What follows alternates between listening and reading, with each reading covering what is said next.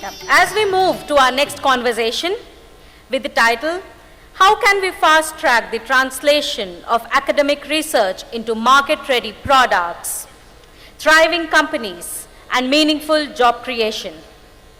And moderating this session is Shri Aditya Ghosh, co-founder of Akasa Air and a widely celebrated business leader.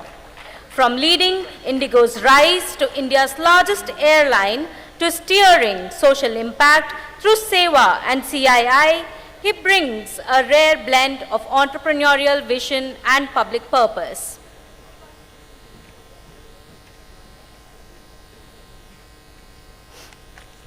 Joining Shri Aditya Ghosh, our first panelist, Shri Vineet Joshi, unfortunately will not be able to join the panel. Our panelist is Professor Shireesh Kedare, Director, IIT Bombay, a leader in renewable energy innovation and sustainable technologies. He led the development of the widely adopted Arun solar concentrated series and has been deeply involved in advancing sustainable rural technologies. Next panelist is Professor Bharat Bhaskar, Director of IIM Ahmedabad. He is a recipient of the Bharat Asmita National Award 2025. With leadership experience across top IIMs and global tech companies, he's been recognized as one of the best business school directors for his transformational leadership. Our next panelist is Professor Ujwala Chakradeo. She is the Vice Chancellor of SNDT Women's University. She is an accomplished architect, researcher, and has been the driving force behind curriculum reforms in architecture education. Our next panelist is Shri Ashish Dhawan, founder and CEO of the Convergence Foundation. He is a visionary philanthropist known for building institutions of national importance and chairs Ashoka University and Central Square Foundation.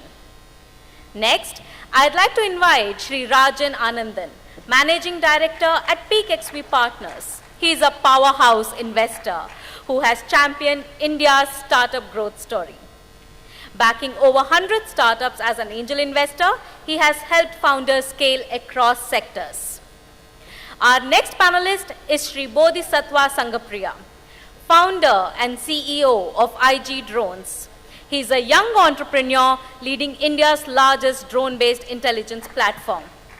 From building the country's first student rocket team to delivering 250 plus projects across 100 plus smart cities, he is a passionate advocate for rural tech innovation. Please join me in welcoming our moderator and the stellar panel. And in the interest of time, may I please request the panel to kindly stay to the allocated time. I think we'll try to give some time back. So we'll jump right in actually. Professor Kedare, may I start with you? First of all, congratulations on your MOU.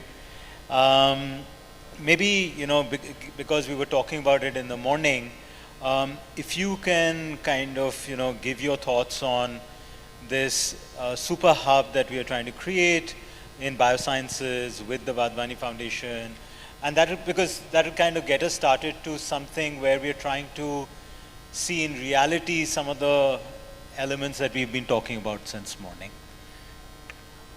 Yeah, you can hear. So do you want me to focus on something specific? Maybe you can describe what you think the super hub will do, okay, and how we link academic research to actually innovation, and then finally, something which will translate to real companies and businesses. Yeah. So, of course, we are at IIT Bombay working on translation research for quite some time, and translation research are two parts. One is startup, the other is industry related. And they are two different things. So, we have research park and incubation center. This particular hub, of course, we are concentrating on the bio-related things. In fact, our incubation center, about 60% of our startups are in biomedical engineering side. And we are here trying to concentrate on bio-related startups taking technology to field, translation, and that goes across instruments and many other things, digital health and other things. We already have certain centers. So we will try to actually do translation research, also give experience of interaction with doctors. Our engineers should work with doctors, understand their daily issues. So this exposure is one of the major part that this center hub will allow. Maybe two questions. I mean, did you, when you kind of originally started off, did you particularly, like Saurabh was mentioning, pick biosciences and biomedicine as an area, or did the ecosystem kind of develop naturally, organically, because you saw some initial success? How did this thing come about? I think it evolved. Maybe I remember about 10 years back we introduced biology as a topic in engineering first year as a compulsory topic, which was at that time was kind of resisted. At that time and maybe sometime before we started bioscience and bioengineering department. So there are ideas, people saying that nay, we should go, and then why not? And we started. There was no focus as such, nay, this will be big for next 20 years, so let's do. It's not like that. It evolved in the, I will say, in the zest of encompassing various technological challenges which relate to society. So it evolved, and then of course, maybe it evolved that 60% of the startups are medical. It was not decided that 60% of our startups should be medical, but it evolved. So I think it's a natural thing when you respond to maybe needs, realities, and ecosystem. I think so. Ashish, if I can move to you. This you've been involved in education and a bunch of different transformations that we have seen in education over the last maybe 15 years for sure. Do you see where do you see policy enabling some of the realities that we are seeing today? And then after that I'm going to go to Bodhi, who's as a real life example of somebody who's started a business. So policy enabling what universities are beginning to do.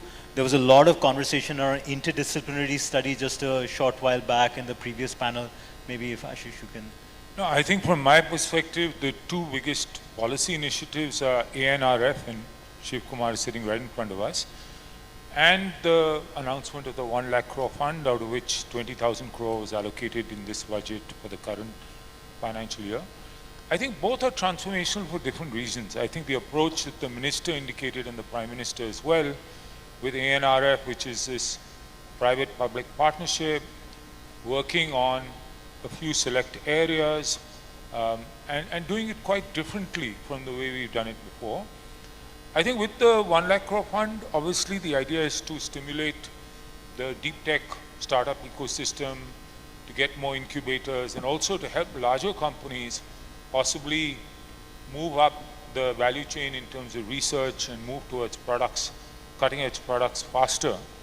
So I think these two are, I think both recognize that we need to look at the challenges that industry faces. We need to look 5-7 years ahead, and whether it's working upstream on TRL 1, 2, 3, 4 or further downstream, both these initiatives work in tandem and in mission mode to support India's needs going forward. Bodhi, you're somebody who started working on rockets when you were in college, eventually worked at ISRO or were supported by ISRO, and then at a very young age actually started a business. Around drones, you've got multiple projects around the country. So you seem to have somehow found that holy grail of actually transferring what's in classroom to actually that journey to launching a business. And so tell us about that journey. Tell us about your own entrepreneurial journey, and where were some of the challenges and how did you come around it? Hi, I'm Bodhi, founder and CEO IG Drones. So I'm a first generation entrepreneur. So I started right, I'm also an student entrepreneur. I started right out of the campus. So I started as an innovator, then turned to an entrepreneur. So Honorable PM was announcing that they will come up with 50,000 new Atal tinkering centers. So my take is on entrepreneurship in the Indian startup and entrepreneurship ecosystem is that if you really want to create a mass scale, innovation driven entrepreneurial culture, then you supposed to be, start with the tinkering innovation culture first. Because if you broadly look into the Indian ecosystem, so students actually gets the exposure when they join college.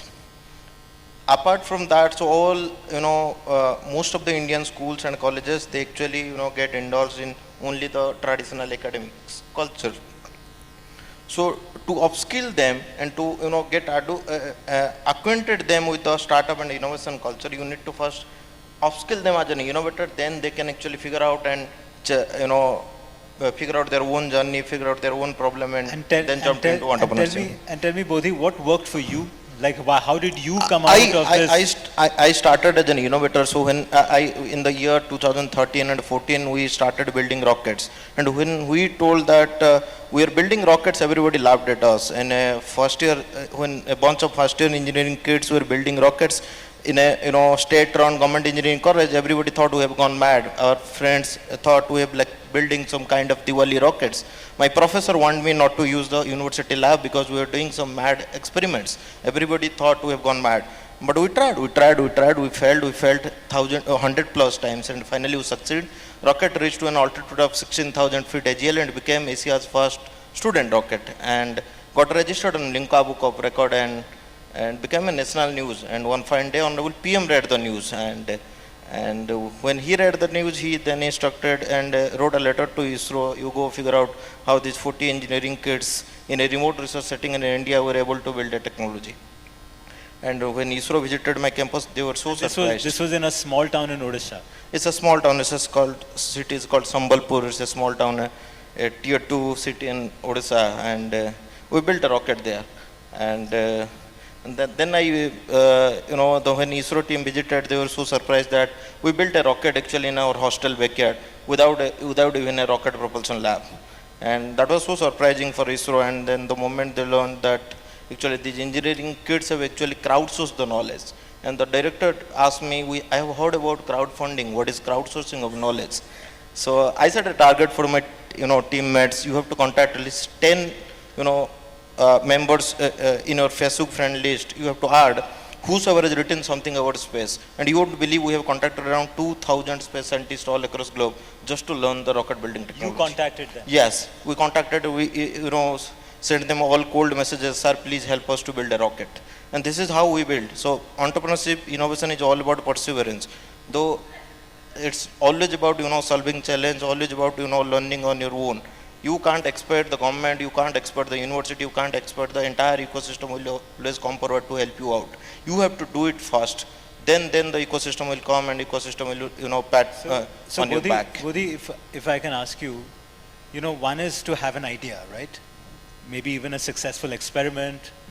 But then to take it to actual business is another long bridge to cover, right? Because I'm going to bring Professor Bhaskar straight after this. What were some of the challenges you faced, or did you have it easy in taking your idea, a successful experiment, to actually a business where customers are beginning to pay you for a product? Actually, that is more critical and more, challenging. I think Rajan has invested in 100 more, successful startups. And if you look into the number of registered startups in the Startup India registry, so in 1 lakh startups, out of like 95% were like a startup of a website or maybe an application, because that is the easiest thing to do for a bunch of engineers. Actually, in the deep tech, entire deep tech, funding ecosystem, the grant ecosystem in the government, what they are actually funding, it's not for today. It's actually for the 10 years or 15 years, 20 years down the line. There may be a chance that a project will come. And what the professor was telling, that a patience capital is actually required. The problem with our ecosystem is that we actually,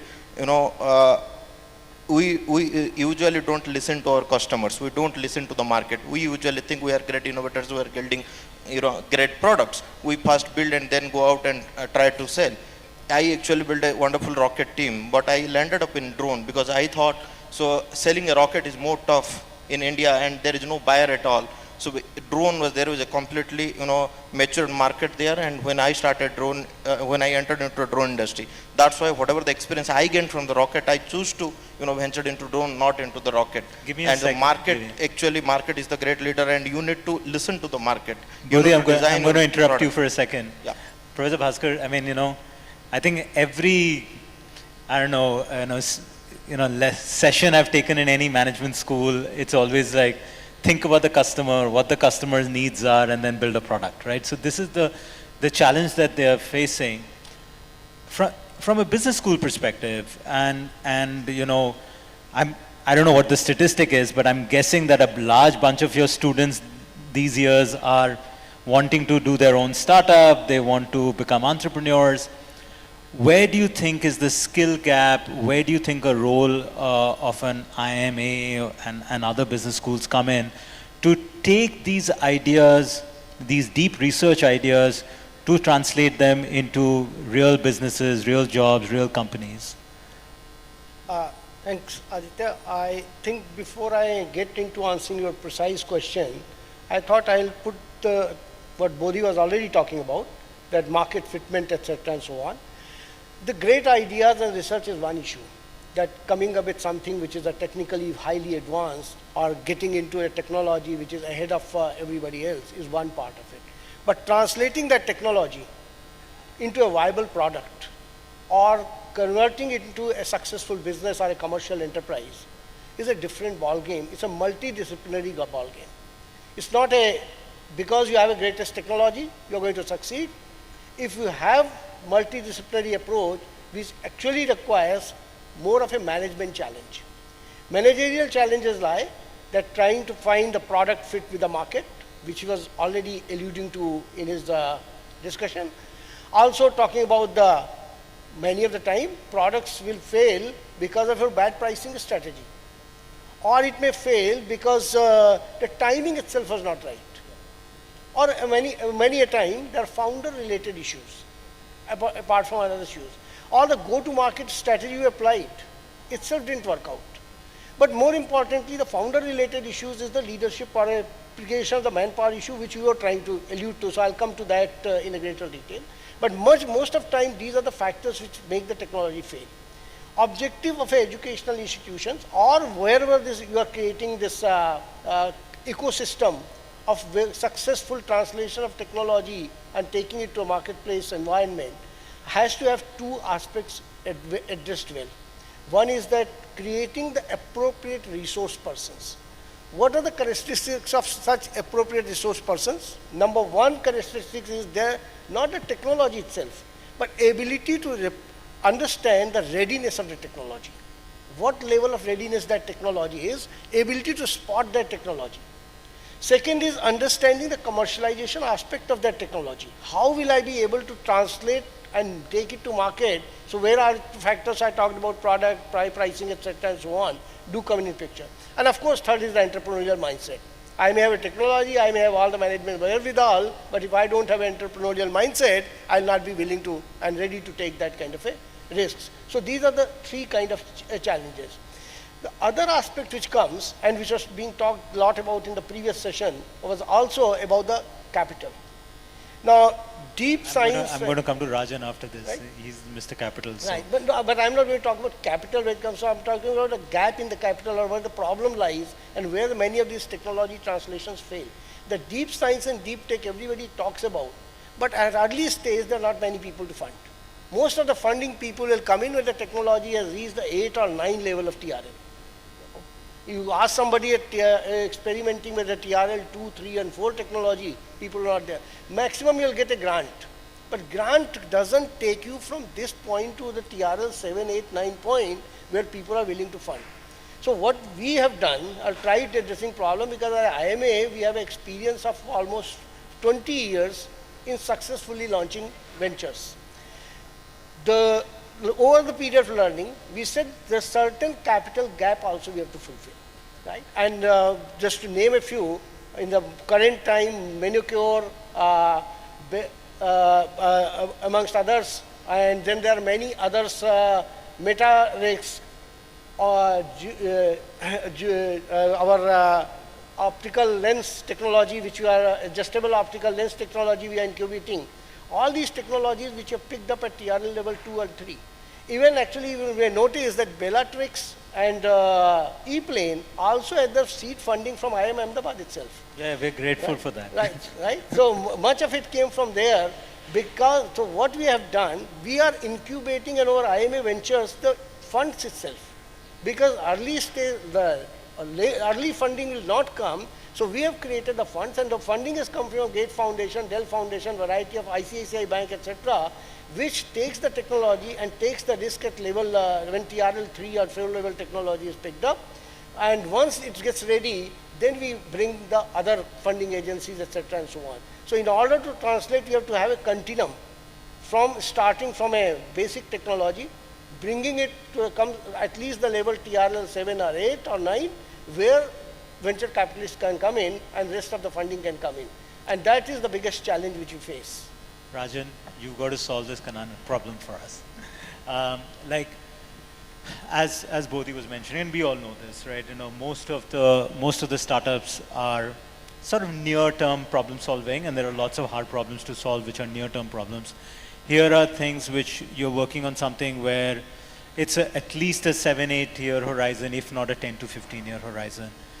How do you, as an investor, as a provider of capital, as someone who sees a bunch of these proposals come up to you on your desk or on your email, is there a framework that you go through? How do you kind of think about providing capital, which one to back, and so on and so forth? Yeah, I'll take that one, Aditya, but I'll also say a few other things. Look, I think the deep tech rocket in India has lift off, right? I think this is really important because I don't know how many of you have spent time at IIT Madras incubator. Professor Ujwala is here. I went to MIT and Stanford, and I'm still very involved in the ecosystems of innovation there. IIT Madras is better. Okay, so I think the first thing we should keep in mind is... Yeah, please, like literally, please, if you can, go to the Tayyur I mean, how many of you have been to IIT Madras incubator? And to the Tayyur yeah, there's like 6 hands that went up. Incredible. Professor Ujwala, you don't get to put your hand up. So I think this is really important. And Aditya, our firm, we have invested in half a dozen deep tech startups that have come out of IIT Madras. On Saturday, Sarvam became the first foundational model company that would be a sovereign AI model. The Indian government made a big investment or grant to them.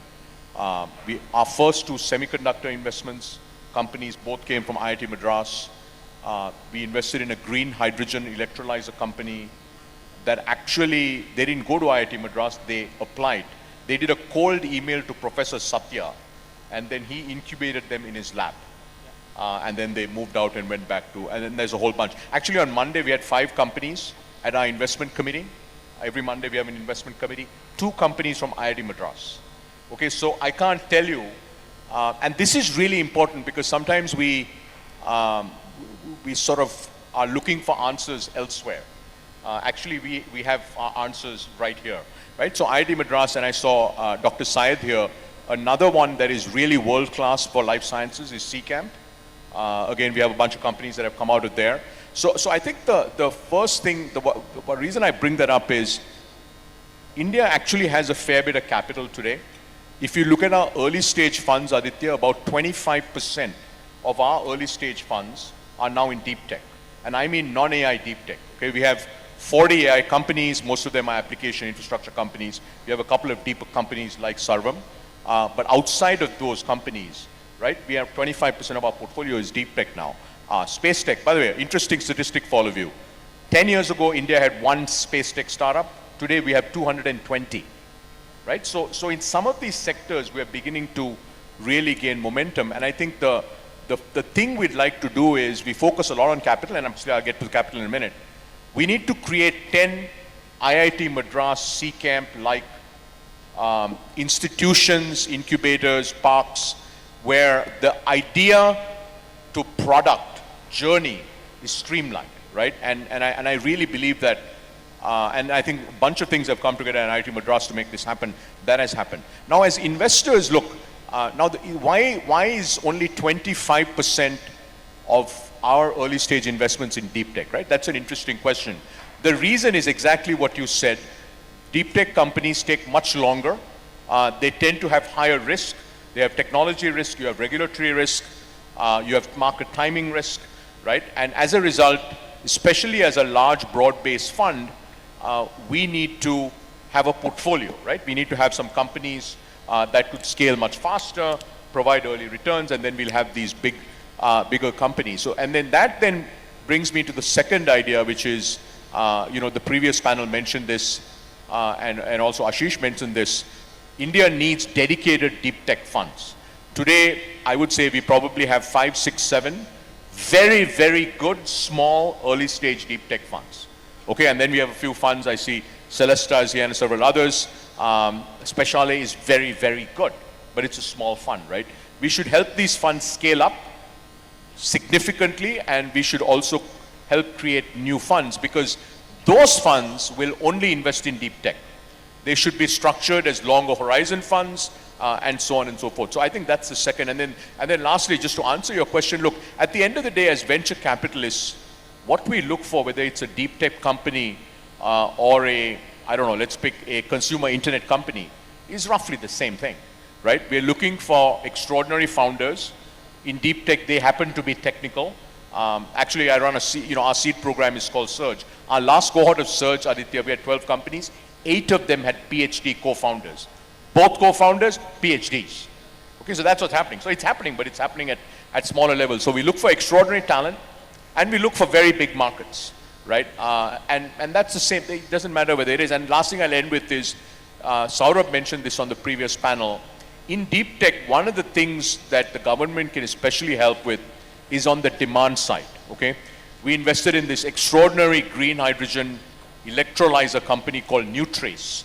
They make green hydrogen electrolyzers that don't have membranes. And we did it because of the huge, the national mission for green hydrogen. Now we have electrolyzers and we have no demand. Yeah. So, No, it makes sense. so now we're going to go sell to Aramco, which is kind of sad, No, and I mean, evidence of everything that you said, like E-Plane, for example, out of IIT Madras, Special is invested in it, IMA Ventures, Satya, and building for the world, not building for India, but building for the world. Professor Ujwala, you are leading the country's first all-women's university, right? Is that right? Right. And getting women into STEM at a early stage. And I've had tremendous success in bringing in more women in the workforce in some other services-based businesses, but especially in science, math, research. Tell us your experience. Right. I'll answer your question, but I think I need to say something more about Please. what my co-panelists have said. Talking about startups, talking about education, research in education, it's a complete journey. And most of the panelists at the top level, at the helm of the affair of the technology and IITs. But as you rightly said, I am representing a university which is first women's university in India, largest women's university, not only in India, but in South Asia.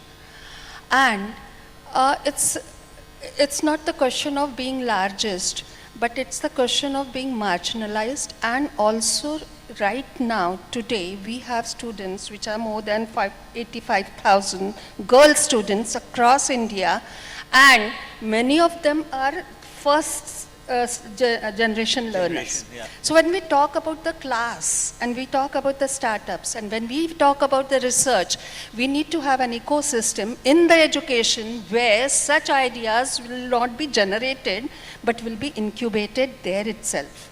So what I am trying to share is the ecosystem at the education university level, where small ideas like Bodhisattva said, but they were found to be ridiculous at that point of time. But nurturing them, looking at them positively, for that, lots of things will have to be done at the university level. And that amongst those lots of things, one of the most important idea which comes to me and which has been practiced and also experimented at SNDT Women's University is having a pre-incubation centers. We talk about startups, we talk about research. In research, we have lots of ideas and things which come. However, startups don't happen immediately or automatically. So when lots of ideas are coming up and that ecosystem has been developed, every educational campus, every educational institution, probably by policy of the government, could have a pre-incubation center which could probably be funded by any of the venture capitalists or the or the government or the industry.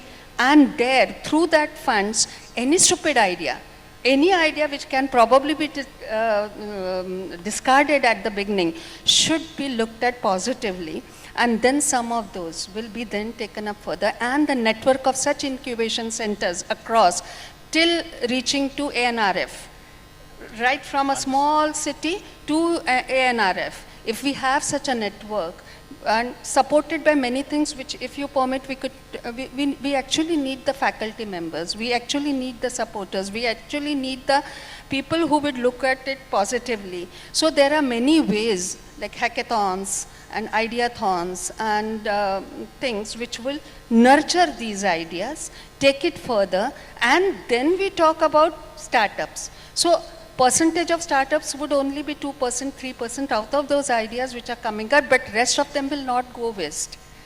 They would be then funded up by like Wadhwani's or somebody else who would make them entrepreneurs. And small scale entrepreneurs maybe. So my students are doing it and we have tried to work it out, and it works. It works. Thank you. It can be taken up to the entire nation. So in the interest of time, I'm going to have one last question to all of you. One of those, is there a silver bullet or a couple of silver bullets, whether out of your own experience or, you know, from experiences around the world, whether it's the National Science Foundation in the United States or anywhere, where you think that that could accelerate this, you know, the linkages, the continuum between lab to jobs or labs to livelihoods. So I'll just go down from right to left. I would simply say that there's a multidisciplinary approach where IIT, IIMs and other places where the deep research is happening, as well as those who know how to translate into a commercial venture.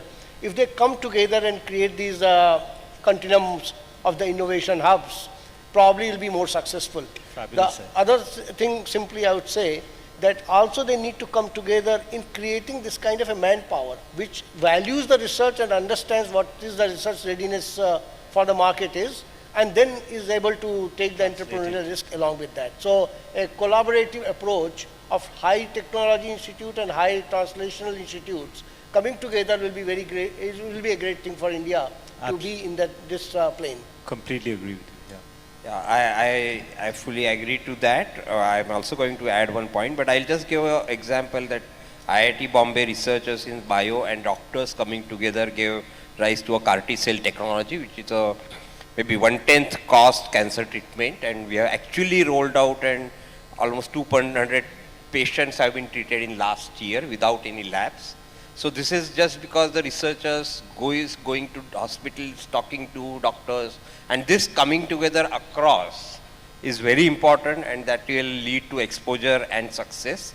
But other critical input I feel which is necessary is we need engineering support to actually productize the ideas. We are good in science of technology, but we need engineering support, which is not just project based 2 years, 3 years, but it's a common pool of engineers and a mechanism to work out, to discuss with industry, engage with maybe government also. And this mechanism, typical institutes lack. And this may be a critical input needed to take the research from lab to field. And this is, I think, very important for us. Ashish? So I would say two things. One is go a little bit ahead of what Rajan is saying and actually saying that about, we need research parks across maybe 30, 35 universities, starting with the leading government ones, but I think also some leading private institutions as well over a period of time. And this is over the next 5, 7, 8 years. But they need to have the right leader. They need to have the right ecosystem. I visited CCamp recently after many years, and I was surprised that they've nurtured 500 startups over, their journey. Obviously, some fail, but the amount of money that they put in is tiny relative to the money that these organizations have raised. So I don't think it'll be that expensive to get this up and running. A second is really this idea of stimulating the deep tech VC ecosystem. We need 100, not just 5 or 6 deep tech funds. I think government can play a role like YUGM did in Israel in stimulating this. The key will be to go and find the right people to back. So I think being much more proactive as opposed to just a call for proposals. China, as you know, has these guidance funds, both at the federal government level and at province level. The guidance funds over the last decade, and there are many of them, raised $500 billion that went to create the deep tech startup ecosystem in China, and also supported leading industries and leading enterprises that now spend $10, $20 billion individually on R&D. So I think a big push in terms of resources at central level, state level, to get this ecosystem going of deep tech VC funds, but also backing certain enterprises in certain sectors through research-linked incentives as well. Thank you. Professor Ujwala? Yeah. Apart from all these things, I come back to the academic campuses and curriculum development. Like with national education policy, we have seen there is a tremendous change, definitely, but apprenticeship embedded degree programs is something which if made mandatory. And on 22nd of April this year, few days ago, Government of Maharashtra issued a GR for apprenticeship embedded degree programs, in which 6 months would be mandatory for the students to spend in the industry. So when they are doing so, they are being paid for that, but that time could be utilized by the faculty as well as students to do some research for the particular industry. So the strengthening of this tie-up of industry and academia, not only through internships, not only through on-job trainings, but through apprenticeships, and maybe going to the other extreme, that the entire degree, like 100% of their time, if spent in the industry itself and monitored by the faculty to look at their outcomes and the learning outcomes, then probably some ideas could be generated and the research meaningful and would be then taken up. Moreover, many ideas of the national importance could also be generated through these things. So mission mode, I agree with that also. Rajan? Yeah, I think I agree with what Ashish said, more the better. But currently we have 2. It'd be great to get to 10. I'd say the one idea would be, MIT has Engine, which is the world's best deep tech incubator after IIT Madras. They have $1 billion fund. So I think it's time that IIT Madras raises $1 billion deep tech fund for the IIT Madras incubator. I don't know who's here from IIT Madras. They should go find the IIT Madras grad who's a world's top 5 investor. I saw me, by the way. The alum, yeah. Let me go there. I think that's my idea. Thanks. Bodhil, you have the last word. I think every public challenges in the country is not actually the roadblock for startups, is actually the launchpad for startups. The moment we religiously do that, we will not just compete with the best of the world, we will actually lead the world. And the second one is like, so we are talking about, so Rajan is actually putting a lot of emphasis on creating IIT Madras incubator. So it's the country needs more and more IIT Madras incubator. The government should, at least the MOE should actually come up with a, structure, the framework that how the IIT Madras, framework can be replicated throughout the country. And in the similar line, in the government department, what Ministry of Defense through IDEX Innovation Challenge, inspired from the DARPA Innovation Challenge, has done is really remarkable.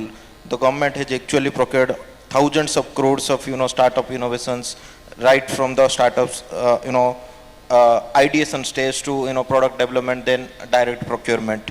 So we call it like moggers to market. The entire journey the government has actually supported. Let government be the first funder, then the first user and the first believer of the startup idea. Actually, that will encourage more and more, entrepreneurs to get into deep tech and do that, religiously. In the similar manner, the corporate, I think instead of co-creating and co-doing something with the government, they can also do independently. They can actually, incubate ideas, to solve their own challenges. I think Vedanta and other corporate houses has also tried, but it needs to be done in a scale. And Thank you, that's Bodhi. all from my side. Thank you very much. Thank you, everybody. Thanks you for such a speed panel. Thank you so much. Thank you, all the distinguished panelists. Ghosh sir, I inadvertently called you Josh, but I must say the session was indeed full of Josh.